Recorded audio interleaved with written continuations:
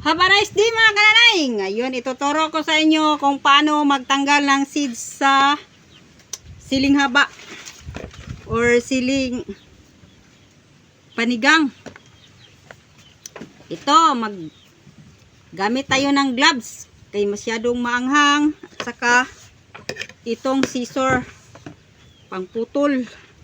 Oh, ganito, putulin natin ang dulo, tapos ganyan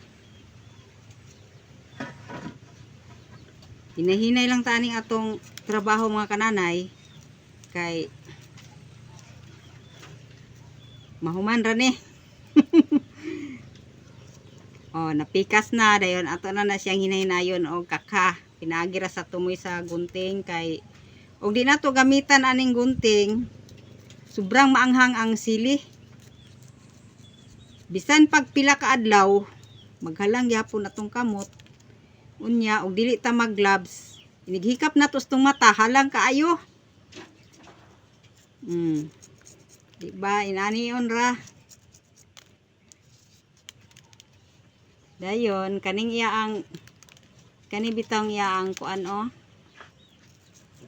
kinuhaan nato liso, dili po nato ni ilabay kay mapuslan ra ni. Ato ning himuon og price, ato ra ni siyang isit aside. Mao na ni atong nahinluan gamay pa kay mo pa atong pagsugod. Nya kaning atong mga liso diri nga gasugod mi ani gahapon, mao ni among nahimo ni Mr. nga liso. Tunga mig adlaw ani kinulipad.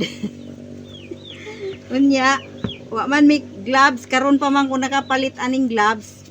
Inighikap ni Mr. siyang mata og inigpangi manghalang. Munang awareness jud kay mga kananay. Kinahanglan magamit jud ta gloves. Oh. Muni simple nga akong i-share sa inyo pero effective jud mag gloves. Oh, ang laki nito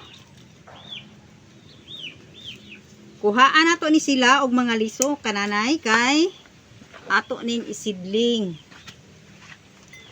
para puhon nana putay paabuton nga mga seeds dayon makatanom.